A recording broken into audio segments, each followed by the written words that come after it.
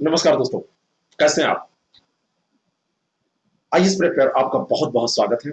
आज की तारीख है 13 जुलाई 2020 और आज के डेली 30 के इस एपिसोड के अंतर्गत हम कोई नया टॉपिक नहीं लेने जा रहे हैं। वायसराय और गवर्नर जनरल हम डिस्कस कर रहे थे, उसी की अगली कड़ी, उसी का अगला एपिसोड आज हम डिस्कस करने जा रहे हैं और इस एपिसोड के अंतर्गत आगे के प्रश्नों को हम कवर करेंगे। जो प्रश्न हमने देखे थे उसके आगे के प्रश्नों को हम देखेंगे और यहाँ पर 20 क्वेश्चन इसके हम लेंगे और 10 क्वेश्चन आज के करंट अफेयर पर लेंगे।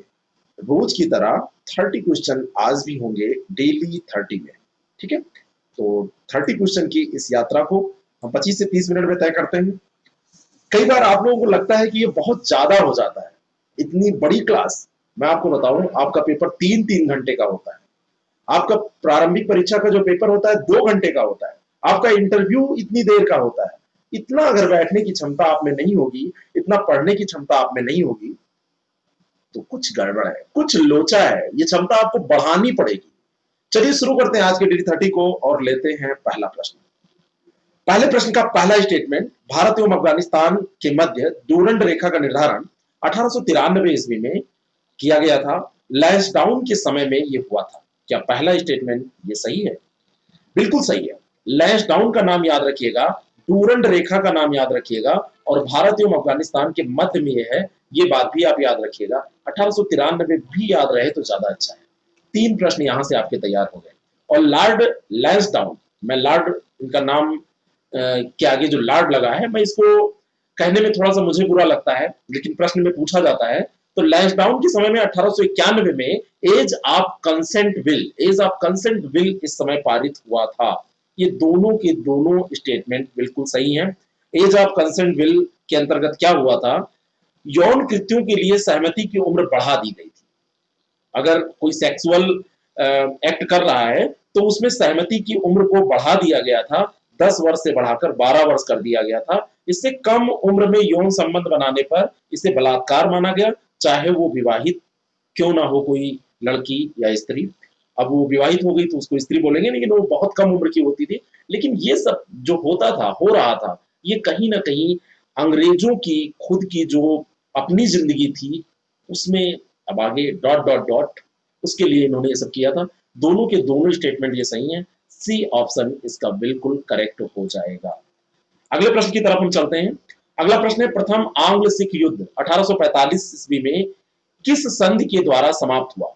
जब 1845 से 46 के ये युद्ध चला, तो ये जो युद्ध हुआ था, ये महाराजा रणजीत सिंह की मृत्यु के 6 वर्षों के बाद प्रारंभ हुआ था। और उसका एक जो कारण था कि 1843 ईस्वी में अंग्रेजों का सिंध पर अधिकार किया जाना, यानी कि अंग्रेजों ने सिंध पर अधिकार कर लिया था, जिससे उनकी जो आक्रामक नीति थी वो स्पष्ट हो गई थी। और दूसरा एक कारण था कि सिख सेना का नियंत्रण के बाहर हो जाना, जिससे अल्पवयस्क सिख राजा थे दलीप सिंह, उनकी माता तथा संरक्षिका रानी जिंदा कौर थी। उनके परामर्शदाताओं को इस बात के लिए विवश किया कि वे सतलुज नदी पार करके अंग्रेजों के राज्य पर आक्रमण करने की आज्ञा वो दे। तो ये 2 कारण थे। और ये जो युद्ध समाप्त हुआ था, ये युद्ध, ध्यान रखिएगा यहाँ पर जो प्रश्न है, ये युद्ध समाप्त हुआ था लाहौर की संधि के द्वारा। तो इन 2 कारणों से ये युद्ध हुआ और लाहौर की संधि के द्वारा ये युद्ध समाप्त हो गया था। और लाल सिंह और तेज सिंह, इन्होंने विश्वासघात किया था और इसी कारण से सिख पूर्ण रूप से इसमें हार गए थे। तो ये ध्यान रखिएगा। तो सी ऑप्शन इसका बिल्कुल करेक्ट हो जाएगा। अगला प्रश्न है, निम्नलिखित कथनों पर विचार कीजिए। लॉर्ड डलहौजी को अर्ल ऑफ डलहौजी के नाम से जाना जाता है। जो डलहौजी था उसको अर्ल ऑफ डलहौजी कहा जाता है। अर्ल ऑफ डलहौजी, डलहौजी के समय में पंजाब का ब्रिटिश शासन में विलय किया गया। डलहौजी का जो यहाँ पे कार्यकाल था वो आप नोट कर लीजिए, 1848 से 1856 के बीच में था, है ना। और इस लॉर्ड डलहौजी को अर्ल ऑफ डलहौजी के नाम से जाना जाता था। जो डलहौजी था ये उपयोगितावादी और साम्राज्यवादी था। इसकी जो विचारधारा थी वो उपयोगितावादी थी और साम्राज्यवादी थी। लॉर्ड डलहौजी के समय में द्वितीय आंग्ल सिख युद्ध हुआ था 1848-49। और ये 1849 ईस्वी में पंजाब का ब्रिटिश शासन में विलय भी हुआ था। और सिख राज्य का प्रसिद्ध हीरा कोहिनूर महारानी विक्टोरिया को भेजा गया था। तो ये सारे जो कार्य हैं वो इसी के समय में हुए थे और विलय भी हुआ था, ये जो स्टेटमेंट में दिया हुआ है। तो दोनों के दोनों यहाँ पर स्टेटमेंट सही हो जाएंगे, सी ऑप्शन इसका करेक्ट हो जाएगा। ये जो प्रश्न पूछे जाते हैं इसमें किसके समय में क्या घटनाएं हुई, यही मुख्य तौर पर पूछा जाता है। अगला जो प्रश्न है, भारत में रेलवे और संचार प्रणाली का विकास किस गवर्नर के समय में हुआ था, कौन था उस समय? तो भारत की जो पहली रेल चली थी वो कब चली थी? 1852 में इसने एक इनाम कमीशन की स्थापना की थी। उसका उद्देश्य था भूमि कर रहित जागीरों का पता करके उनको छीनना। और 1854 में एक नया डाकघर अधिनियम भी इसने बनाया था, जिसके द्वारा भारत में पहली बार डाक टिकटों का प्रचलन प्रारंभ हुआ था। ये दो बातें भी याद रखिएगा। और इसी के कार्यकाल में भारत में रेलवे और संचार प्रणाली का विकास हुआ था। भारत में दार्जिलिंग को सम्मिलित भी इसी के समय में किया गया था। तो ये सारी घटनाएं हैं किसके समय की, किसके समय की ये घटनाएं हैं? ये जो घटनाएं हैं ये डलहौजी के समय की घटनाएं हैं। इतनी घटनाएं एक साथ आप याद कर लीजिए, जिससे कि आपको कहीं भी कोई प्रश्न पूछा जाए तो कंफ्यूजन ना हो कि इसी ने ये सब किया था। तो डी ऑप्शन इसका बिल्कुल करेक्ट हो जाएगा। मैंने एक प्रश्न यहाँ पर छोड़ दिया अधूरा कि भारत की पहली रेल कब चली थी, कहां से कहां तक चली थी और कब चली थी? तो इस प्रश्न का उत्तर आप कमेंट करके देंगे कमेंट बॉक्स में। चलिए अगला जो प्रश्न है, निम्नलिखित कथनों पर विचार कीजिए और सही उत्तर चुनिए। लॉर्ड डलहौजी के कार्यकाल में वुड का निर्देश पत्र, वुड डिस्पैच आया था, पहला स्टेटमेंट। और वुड के निर्देश पत्र यानी कि वुड डिस्पैच को भारत में शिक्षा सुधारों के लिए मैग्ना कार्टा कहा जाता है। ये दो स्टेटमेंट आपके सामने है। अब इन दो स्टेटमेंट में से आपको बताना है स्टेटमेंट से कि कौन सा स्टेटमेंट सही है। पहला स्टेटमेंट हम देखते हैं। डलहौजी का कार्यकाल था जब वुड डिस्पैच आया था। भारत में शिक्षा सुधारों की मैग्ना कार्टा के रूप में इसको जाना जाता है। वुड का जो आदेश पत्र था या जो वुड घोषणा पत्र था, इसके बारे में आपसे एक प्रश्न ये भी पूछा जाता है कि ये किससे रिलेटेड था। ये पूछा जाता है कि ये जो वुड का डिस्पैच था वो किससे रिलेटेड था। तो ये भी आप यहीं पर तैयार कर लीजिए कि ये रिलेटेड था शिक्षा से। ये प्रश्न कई बार आपसे पूछा गया है। 1854 में जब ये आया, इसका डेट भी सन भी आपसे पूछा जा सकता है, सुमेलित करने में ये कई बार प्रश्न आया है। 1854, तो 1854 में ये आया था, भारतीय शिक्षा पर विचार किया गया और उसके संबंध में सिफारिशें की गई थी। ठीक है, तो ये दोनों के दोनों स्टेटमेंट यहाँ पर सही हो जाएंगे और इसका सही उत्तर हो जाएगा सी, मैग्ना कार्टा इसी को कहा जाता है। अगला जो प्रश्न है, 1856 ईस्वी में अवध पर कुशासन का आरोप लगाकर अंग्रेजी राज्य में मिला लिया गया अवध को। 1856 में यह घटना हुई थी, क्या बात ये सही है? और डलहौजी के समय में ही हिंदू विधवा पुनर्विवाह अधिनियम पारित हुआ, क्या ये बात सही है? ये भी बात सही है। तो दोनों के दोनों ये जो स्टेटमेंट दिए हैं ये सही हैं। और 1856 में कार्यकाल किसका था? डलहौजी का। अगला जो स्टेटमेंट है उसको भी ध्यान से पढ़िए कि डलहौजी ने गोवा को ग्रीष्मकालीन राजधानी बनाया था। गोवा को ग्रीष्मकालीन राजधानी इसने नहीं बनाया था, ग्रीष्मकालीन राजधानी इसने बनाया था शिमला को। किसको बनाया था? शिमला को। तो तीसरा स्टेटमेंट यहां पर गलत हो जाएगा, 1 और 2 इसका सही उत्तर हो जाएगा, बी ऑप्शन इसका करेक्ट है। अगला प्रश्न, लॉर्ड कैनिंग भारत का प्रथम गवर्नर जनरल था। कैनिंग जो था वो प्रथम गवर्नर जनरल था, इसमें कहा जा रहा है। जरा सोचिए, कैनिंग जो है वो कब से कब तक रहा है, ये भी एक महत्वपूर्ण प्रश्न है। और दूसरा स्टेटमेंट है कि लॉर्ड कैनिंग के कार्यकाल की सबसे महत्वपूर्ण घटना 1857 का विद्रोह था। जो कैनिंग है ये 1856 में आया और 1858 तक रहा, फरवरी 56 में आया था और नवंबर 58 तक रहा था। ये घटना तो इसके समय में हुई, बिल्कुल सही है, 1857 का विद्रोह हुआ। लेकिन ये लिखा हुआ है प्रथम गवर्नर जनरल था। यहाँ पर आपको ध्यान देना है कि ये प्रथम गवर्नर जनरल नहीं था, अंतिम गवर्नर जनरल था। तो पहला यहाँ पर ये स्टेटमेंट गलत हो गया। उस समय क्या था? ये अंतिम गवर्नर जनरल था। तो दूसरा स्टेटमेंट सही होगा, पहला गलत होगा, बी ऑप्शन इसका बिल्कुल करेक्ट हो जाएगा। आज मेरा पैड फिर से काम नहीं कर रहा है, इसीलिए राइटिंग नहीं बन रही है, इसीलिए बार बार मुझे माउस से ये लिखना पड़ रहा है। अगला प्रश्न है, 1857 में कलकत्ता, मद्रास और मुंबई विश्वविद्यालयों की स्थापना किस गवर्नर जनरल के समय की गई थी? 1857 में जब कलकत्ता, मद्रास और मुंबई विश्वविद्यालय की स्थापना की गई थी, उस समय कैनिंग था। आईपीसी, सीपीसी, सीआरपीसी की जो दंड विधियां हैं उनका जो जन्म हुआ, उनको जो पारित किया गया, इसी के समय हुआ। कैनिंग के समय ही लंदन विश्वविद्यालय की तर्ज पर ये कलकत्ता, मद्रास और मुंबई, उस समय मुंबई जो है वो बॉम्बे हुआ करता था, बम्बई हुआ करता था, तो वहां पर यूनिवर्सिटीज एस्टेब्लिश की गई थी। और 1861 का जो भारतीय परिषद अधिनियम है, वो जो है वो किसके समय था? कैनिंग के समय ही आया था। और कैनिंग के कार्यकाल में ही भारतीय इतिहास का एक विद्रोह हुआ था। और वो कौन सा विद्रोह था? बहुत प्रसिद्ध विद्रोह है, नील विद्रोह। तो ये कैनिंग के साथ इतने फैक्ट आपको ध्यान में रखने हैं। ए ऑप्शन इसका बिल्कुल करेक्ट है। अगले प्रश्न का पहला स्टेटमेंट, कैनिंग के कार्यकाल में कलकत्ता, मुंबई और मद्रास में उच्च न्यायालयों की स्थापना की गई थी। पहला स्टेटमेंट, और ध्यान से इसको पढ़िए। जो स्थापना हुई थी, ये क्या इसके समय में हुई थी? और दूसरी चीज है कि क्या इसी जहां जहां पर ये दिया जा रहा है वहीं पर हुई थी? और दूसरा स्टेटमेंट है, जॉन लॉरेंस के कार्यकाल में पंजाब में काश्तकारी अधिनियम पारित किया गया था। ये दो स्टेटमेंट यहां आपसे पूछे जा रहे हैं। जो जॉन लॉरेंस है, जॉन लॉरेंस के समय में काश्तकारी अधिनियम तो पारित हुआ था, ये बिल्कुल सही स्टेटमेंट है। लेकिन यहां पर दिया हुआ है कैनिंग के समय में ये न्यायालयों की स्थापना हुई, ये गलत है। ये भी लॉरेंस के समय ही हुआ था। तो पहला गलत हो गया, दूसरा सही हो गया। ये बहुत ही इंपॉर्टेंट स्टेटमेंट है। तो बी ऑप्शन इसका बिल्कुल करेक्ट हो जाएगा। कौन सा ऑप्शन करेक्ट हो जाएगा? B option. केवल दो सही है।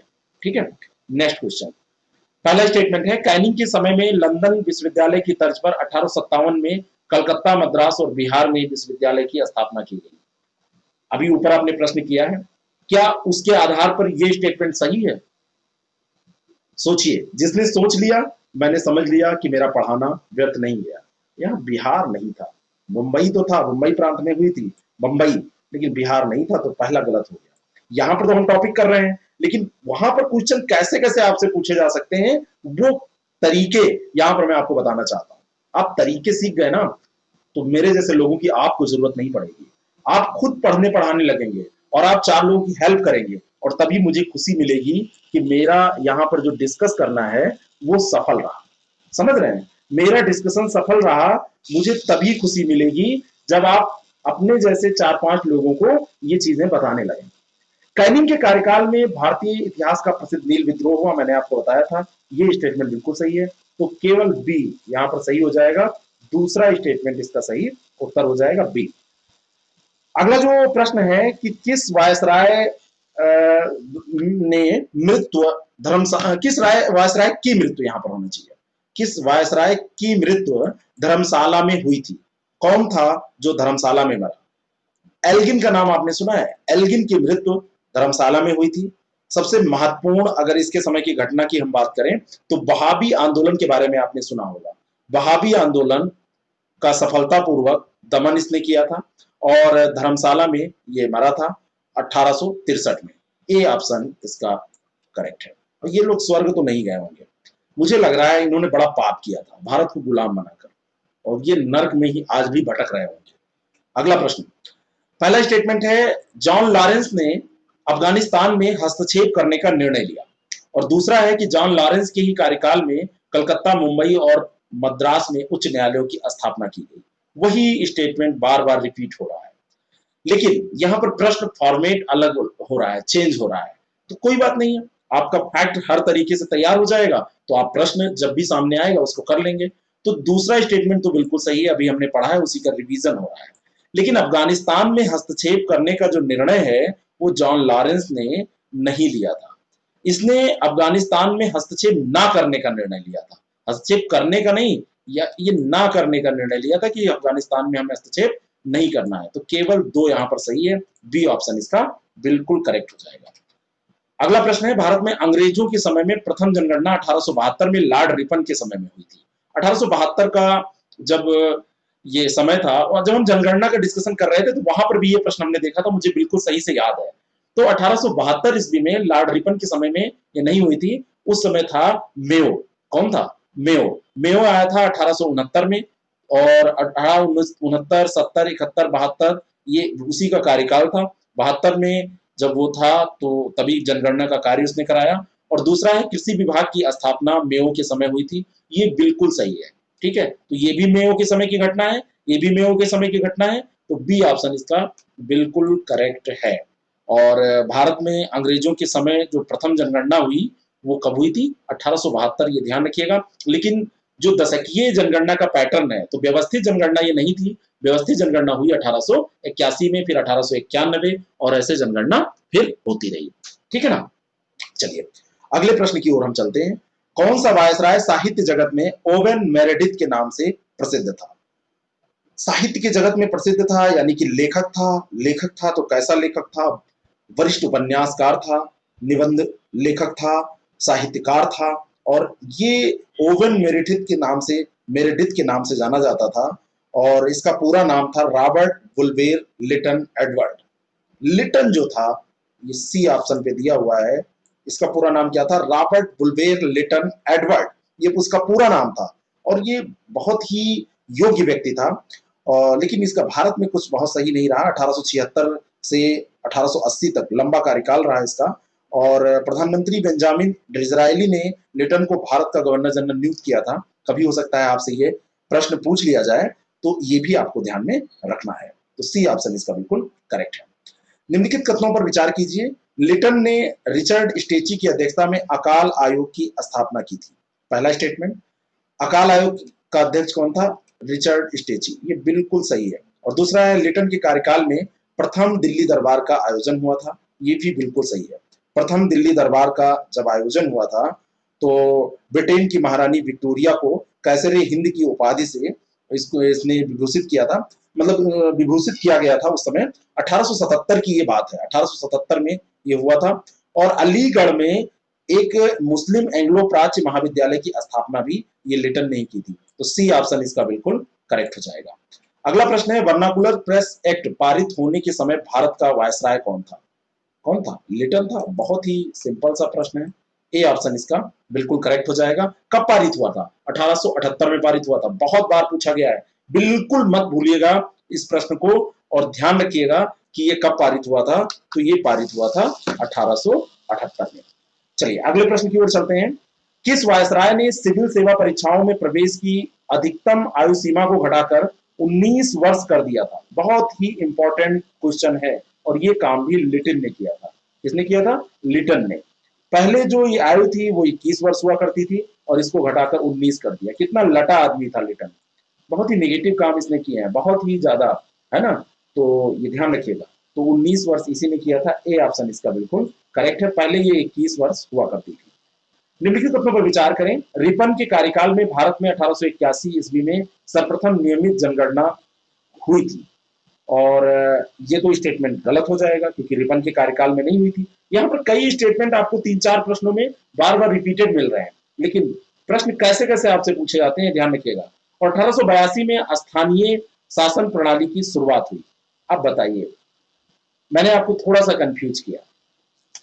कंफ्यूज ये किया कि वहां पर सर्वप्रथम नियमित जनगणना नहीं दी थी, और वो हुई थी मेयो के कार्यकाल में। लेकिन जब नियमित जनगणना 1881 में हुई, ये मिलता जुलता स्टेटमेंट है, लेकिन नियमित शब्द यहाँ पर लगा है, तो ये हुई थी रिपन के काल में। तो ये स्टेटमेंट बिल्कुल सही है। और दूसरा, रिपन के काल में 1882 में स्थानीय शासन प्रणाली की शुरुआत हुई थी, तो रिपन के समय में हुई थी, ये भी बिल्कुल सही स्टेटमेंट है।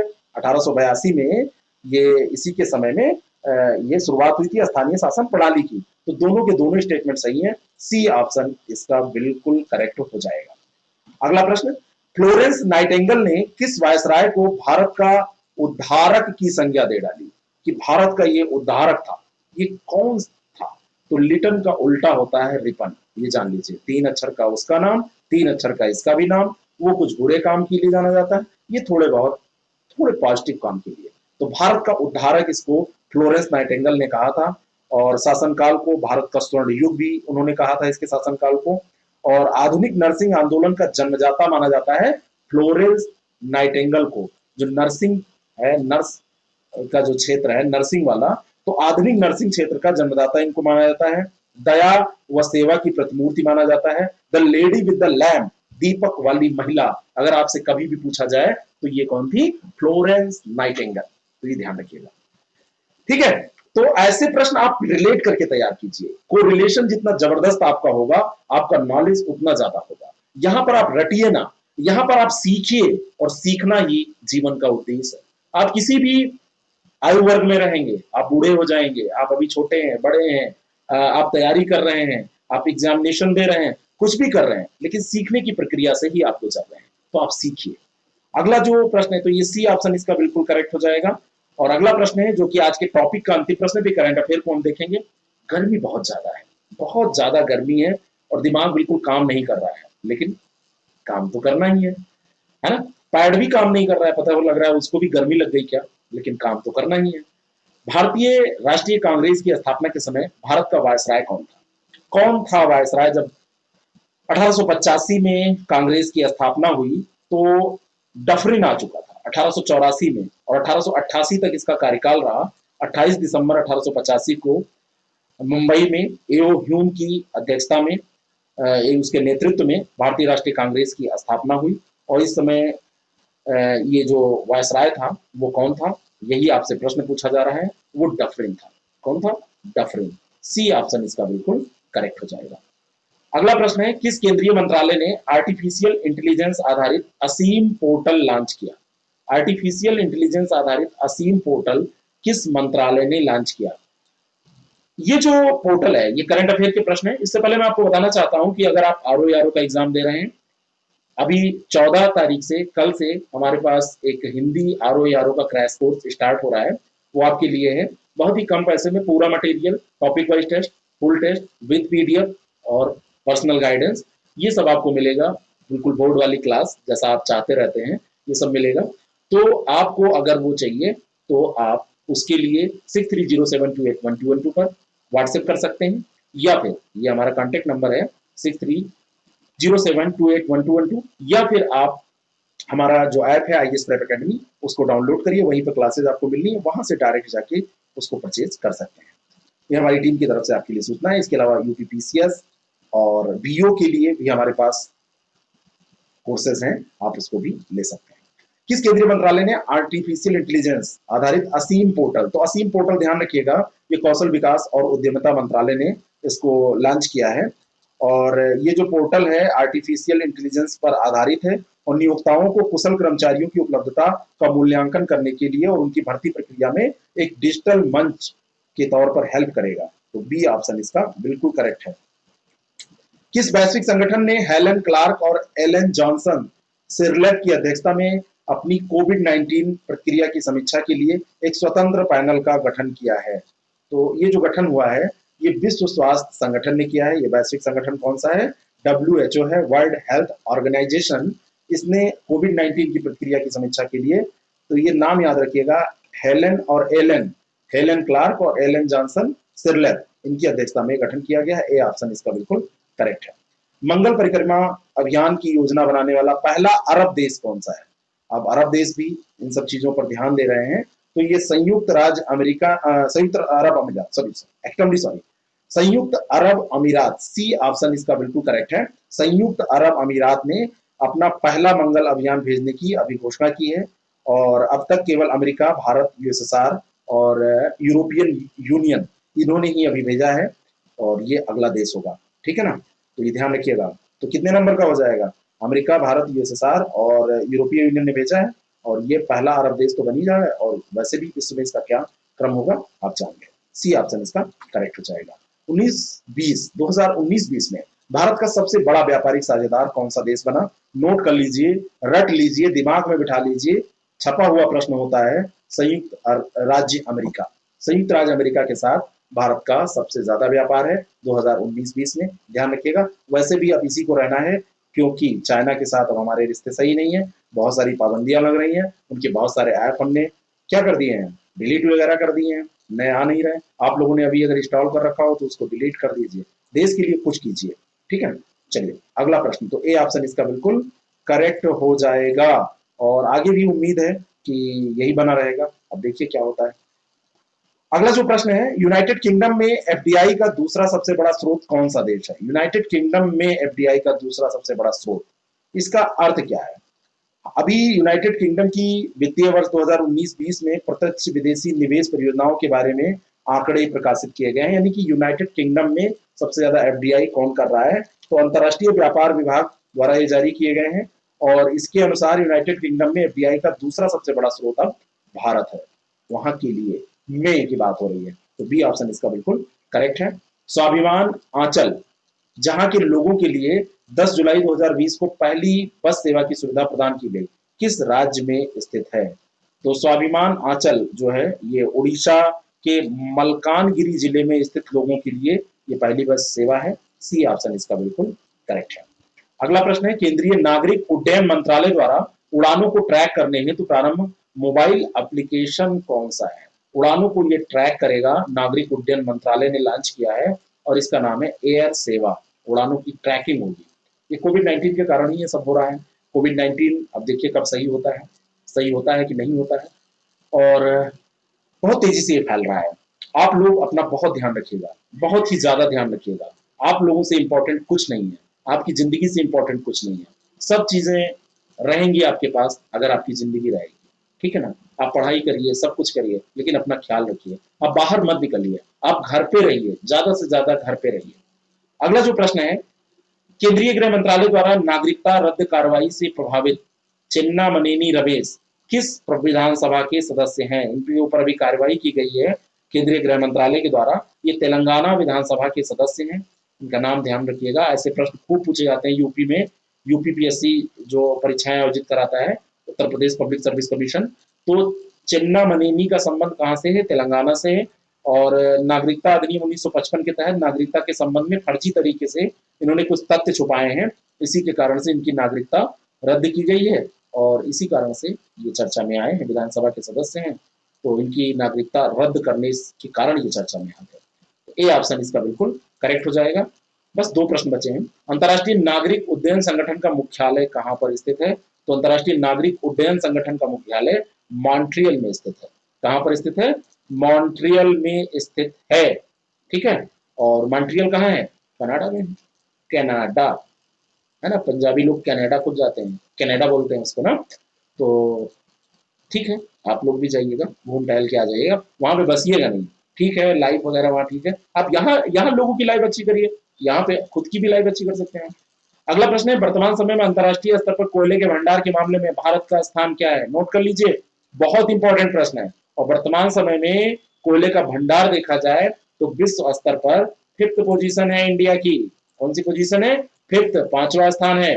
बी ऑप्शन इसका बिल्कुल करेक्ट है। हाइड्रोकार्बन महानिदेशालय के द्वारा ये जो भंडार है उसको नियंत्रित किया जाता है। पेट्रोलियम और प्राकृतिक गैस मंत्रालय के अंतर्गत आता है हाइड्रोकार्बन महानिदेशालय। और कोल इंडिया लिमिटेड हमारे यहाँ ही है। तो प्रतिदिन कोल बेड मीथेन का उत्पादन जो हो रहा है उससे संबंधित निर्देश अभी जारी किए गए हैं, तो ये भी इसलिए सब चर्चा में आया है। तो 5वां स्थान है विश्व स्तर पे भंडार के मामले में। तो आपको कैसी लगी है क्लास, जरूर बताएं। और हाँ, आज तो टॉपर की लिस्ट भी हमको जारी करनी है, वो लिस्ट भी मैं बता दे रहा हूँ जो कल के टेस्ट के टॉपर रहे हैं। तो टॉपर की लिस्ट भी आप लोग सुन लीजिए तब जाए। तो टॉप किया फिर से कुछ उन्हीं लोगों ने जो अक्सर टॉप करते हैं, बड़े मेहनती लोग हैं ये, और मुझे गर्व है ऐसे लोगों पर जो मुझसे जुड़े हैं और लगातार अच्छा परफॉर्म कर रहे हैं। आप ही लोग हमारी पूंजी हैं, आप अच्छा करते हैं तो मुझे अच्छा लगता है।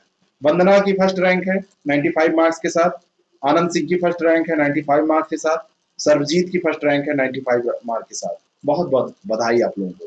अब से एक वाजपेयी दूसरी रैंक के साथ 93 मार्क्स के साथ दूसरी रैंक पे, आशा 93 मार्क्स के साथ दूसरी रैंक पे, मीना तीसरी रैंक पे 92 मार्क्स के साथ। बहुत बहुत बधाई आप सभी को। नेहा राजपूत थोड़ा सा चूकी इस बार, चौथी रैंक है और इनके जो मार्क्स हैं वो 90 हैं। नीरज कुमार 5वीं रैंक 85 मार्क्स।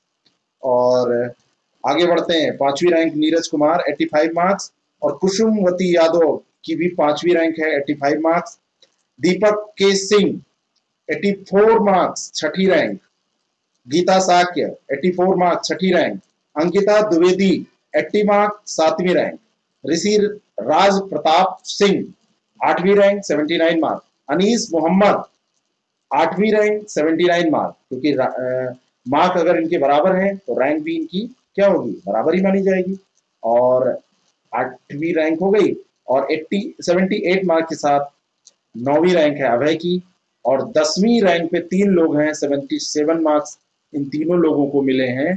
और ये तीनों हैं नितिन, सर्वेश कुमार, रोहित कुमार और राकेश कुमार राव अच्छे परफॉर्म करते हैं 76 मार्क्स के साथ 11th रैंक। गौरव जैन 75 मार्क्स के साथ 12th रैंक। आगे के और लोगों ने भी टेस्ट 500-700 लोगों ने दिया। आप लोगों को बहुत बहुत बधाई। जिनके मार्क्स कम आए हैं वो लोग लगातार मेहनत करते रहें, बहुत ही जल्दी उनका कवर होगा। आप खुद परफॉर्मेंस देखिएगा, पुराने साल का कोई पेपर उठाइएगा, फिर देखिएगा क्या परफॉर्म कर रहे हैं। Thank you very much, all the best.